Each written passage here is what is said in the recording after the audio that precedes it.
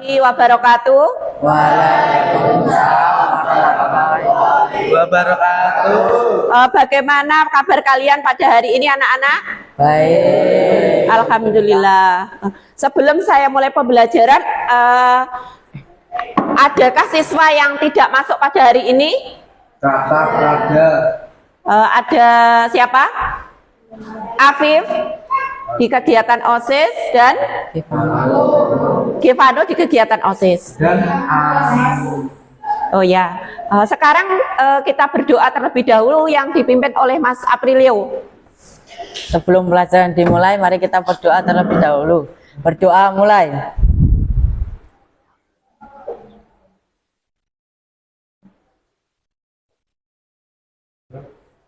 Berdoa selesai. Anak-anak, kita mulai di pembelajaran awal di semester genap. Di sini kita akan membahas iman kepada Nabi dan Rasul. Di pertemuan ini kita akan membahas tentang pengertian iman kepada Nabi dan Rasul. Kalian simak video yang saya tampilkan ini, ya.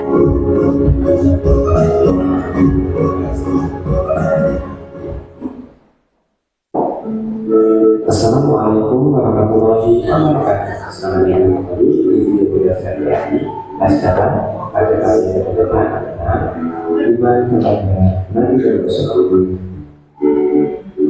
Mari kita lakukan membaca dia dia ini tidak dapat kata-kata. Karena itu bisa memberi banyak dalam bahasa kita saya. Jika tidak ada bimbing para Rasul untuk menerima adalah siapa yang kuat, itulah yang akan menangkan berkuasa. Bagian manusia yang meninggalkan kepada Allah digantikan dengan beribadah kepada patung-patung.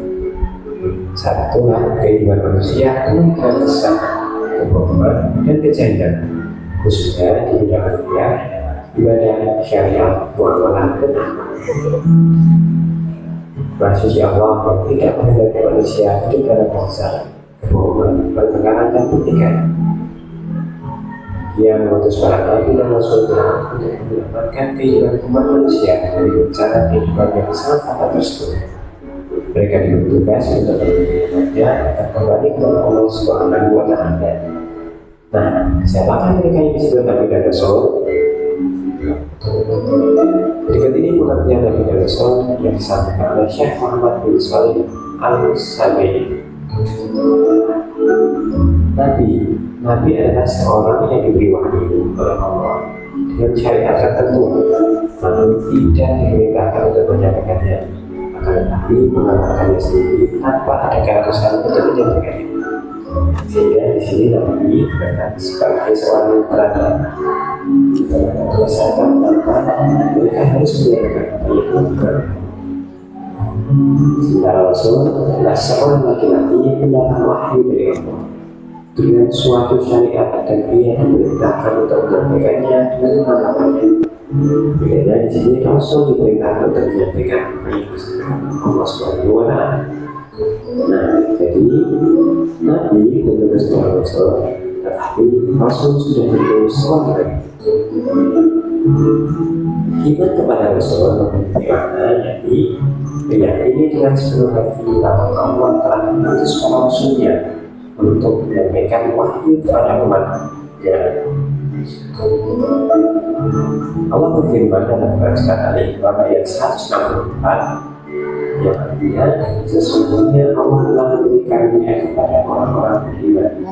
Ketika Allah mengutus seorang Rasul yakni Muhammad, di tengah-tengah mereka di kalangan mereka sendiri yang membacakan kepada mereka ayat-ayat, mencucikan mereka, dan mengajarkan kepada mereka tentang Al-Quran dan hikmah kesunahan meskipun sebelum pengenalan sebagai pengenalan dalam tauhid yang benar, yakni memisahkan Allah dan memisahkan kembali ajaran tauhid yang sah di kalangan kaum.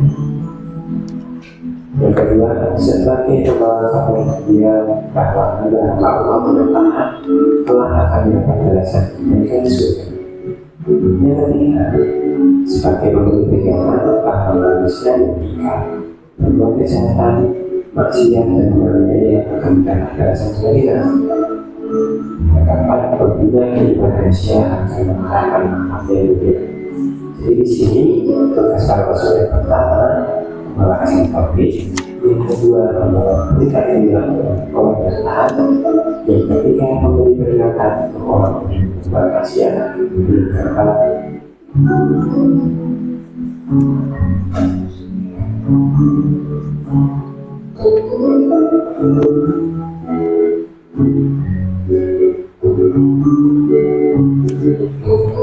Kaitan yang diberitakan Allah Taala. Berdasarkan riwayat tadi sejumlah nabi berbuat 122, sementara jumlah rasul lebih 300. Namun Islam itu yang Rahimahullah menegaskan bahwa tiada yang tahu pasti dalam sunnah Nabi dan Rasul, hanya Allah yang tahu Tuhan kepada sumber mereka. Dan dalam tadi kepada Nabi dan Rasul, siapakah mereka, apa tugas mereka, dan sebagai sama. Tidak ada pertanyaan, silakan menuju di kolom komentar. Dari video tersebut kalian bisa mengambil kesimpulan. Silahkan kalian ambil kesimpulan dari video yang saya tayangkan tadi. Monggo Mas Aprilio, bisa diambil kesimpulan dari video tadi? Bisa. Ya. Bahwasanya Nabi adalah manusia yang menerima wahyu namun tidak harus menyampaikannya, sedangkan Rasul dapat disertai dengan menyampaikannya ke umat manusia. Ya, bagus. Tepuk tangan untuk Mas Aprilio.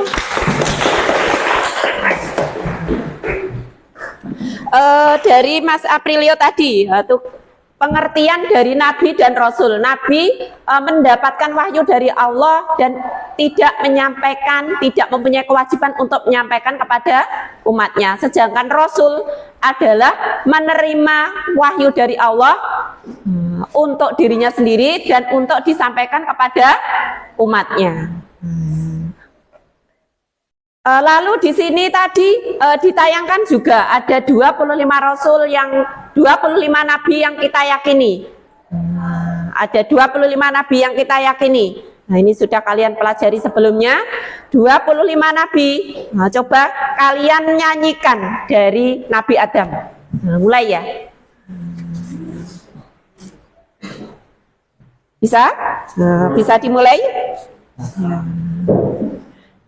Adam, Idris, Nuh, dan Hud, Soleh, Ibrahim, dan Lut, Ismail, Ishak, Yakub, Yusuf, Ayub, dan Su'aib, Musa, Harun, Zulkifli, Daud, Sulaiman, Ilyas, Ilyasa, Yunus, Zakaria, Yahya, Isa, dan Muhammad. Nah, di sini ada 25 nabi yang wajib kita yakini. Lalu ada 5 rasul ulul azmi yang harus kita yakini juga. 5 rasul ulul azmi itu ada siapa saja? Nuh, Nabi Nuh, ya. Lalu siapa lagi? Ibrahim, Musa, Nabi Isa, Muhammad. Lalu Musa, ya. Ada 5 rasul ulul azmi yang wajib kita yakini. Nah, siapa saja tadi? Nabi Nuh, Nabi Isa, Nabi Musa, Nabi Muhammad, lalu Nabi Ibrahim. Rasul ulul azmi ada 5 ini. Rasul ulul azmi itu apa? Rasul ulul azmi adalah seorang rasul yang mempunyai kesabaran dan ketabahan yang luar biasa. Nah, contohnya dari Nabi Ibrahim itu mendapatkan gelar Rasul ulul azmi. Nah, beliau mempunyai kesabaran dan ketabahan yang luar biasa.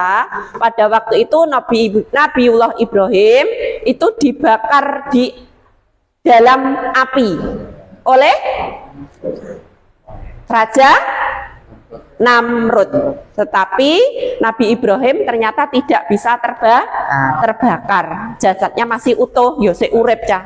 Nah, itu namanya apa? Rasul Ulul Azmi. Lalu Nabi Musa juga mendapatkan gelar Rasul Ulul Azmi. Nabi Musa mendapatkan gelar Rasul Ulul Azmi yaitu apa? Dapat membelah Laut Merah menggunakan tongkat. Rasul Ulul Azmi. Tetapi kok butuh iki langsung dia itu beliau itu langsung bisa mendapatkan gelar Rasul Ulul Azmi, tidak, tetapi melalui beberapa ibadah yang telah dilakukan. Yo poso, yo sholat dan sebagainya, berbagai macam, ora kok ujuk-ujuk terus jadi Rasul Ulul Azmi. Yo tirakat gitu ya cah ya. Ora kok ujuk-ujuk terus langsung jadi Rasul Ulul Azmi, tidak seperti itu ya. Nah, lanjut lagi. Masih di bab beriman kepada Nabi dan Rasul.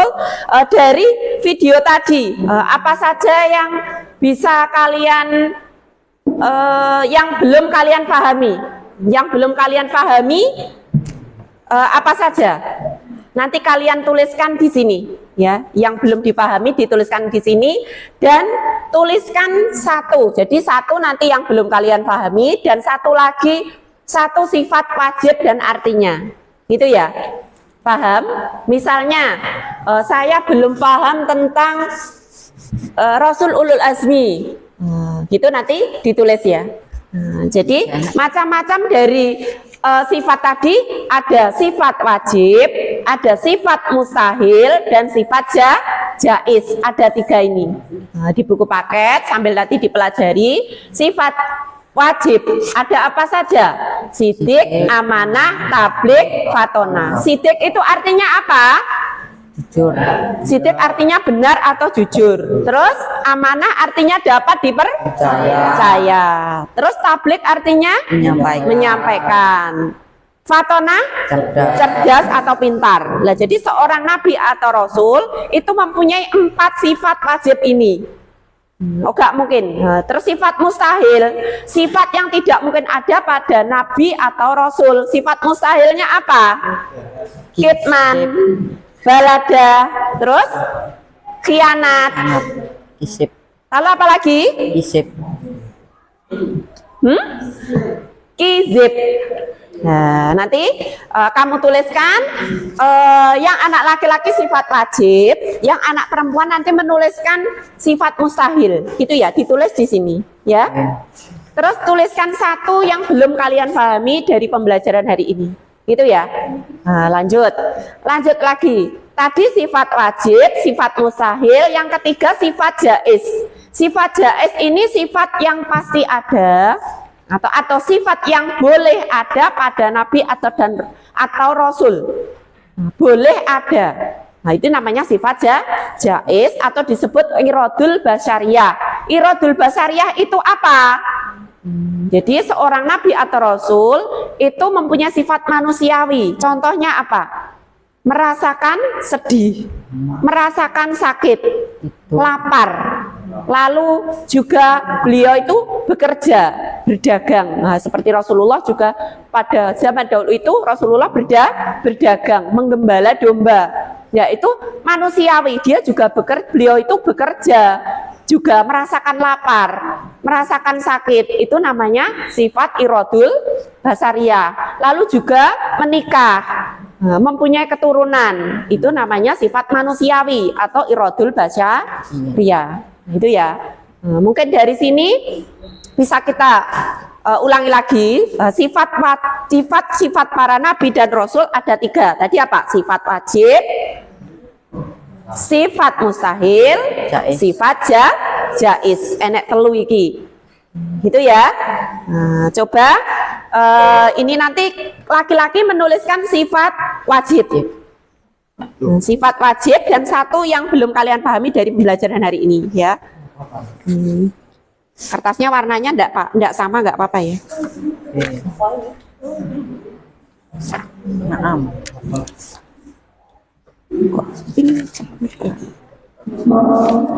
Sifat wajib 1 dan artinya. Terus yang belum dipahami nanti dituliskan di situ.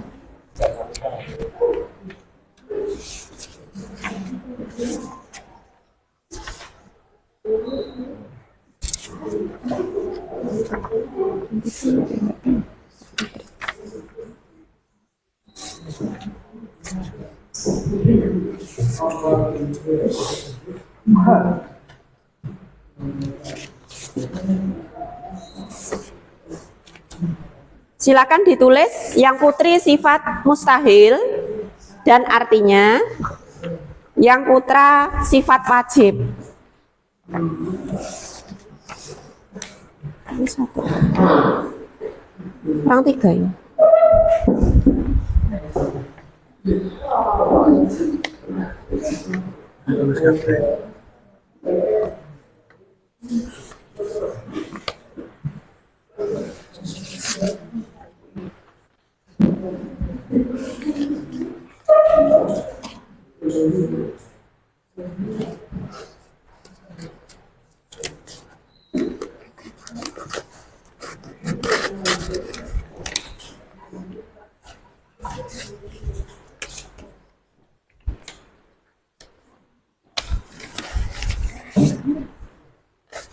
Di putih, di kertas putih ini.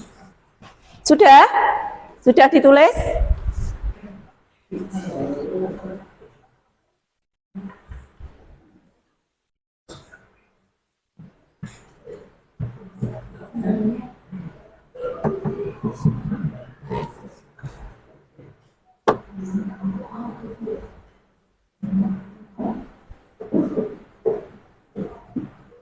Sudah? Kelompoknya Mas Aprilio, maju dulu ya. 1, 2, 3, 4, 5, 6. Satu sifat wajib. Nah, tadi ada sidik, amanah, tabligh, fatonah. Nah, ditulis artinya. Satu saja.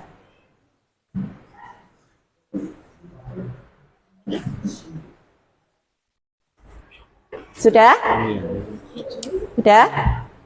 Nah, silakan maju dulu ini ya. 1, 2, 3, 4. Sini ya, 4 anak ini ayo maju dulu. Nah, nanti membaca ini ya. Nah, ayo Mas, ayo maju di sini. Yuk Mas, Mas Ilham. Ya. Di sini, di situ. Lah, ya, silakan dibaca dari Mas Kavindra. Sidik. Wajib Nabi dan Rasul, salah satunya adalah sidik yang benar. Ya, terus? Wajib, amanah, terpercaya. Ya. Sifat wajib tabligh yang memiliki arti menyampaikan. Ya. Sifat wajib fatonah memiliki arti cerdas atau pintar. Ya, bagus. Duduk dulu. Dari kelompok 1 tadi menyampaikan sifat wajib bagi Nabi dan Rasul. Ada 4. Nah, ada 4 sifat wajib. Dari penjelasan hari ini, beberapa soal nanti silahkan kalian kerjakan. Soalnya nanti akan saya bagikan kepada tiap kelompok. Ya, soalnya akan saya bagikan pada tiap kelompok. Silahkan nanti kalian kerjakan. Dari sini ada yang ditanyakan? Silahkan. Ada yang ditanyakan? Ada yang ditanyakan? Tidak ada. Sudah ya. Jadi saya akhiri pertemuan ini. Cukup sekian. Wassalamualaikum warahmatullahi wabarakatuh. Waalaikumsalam warahmatullahi wabarakatuh.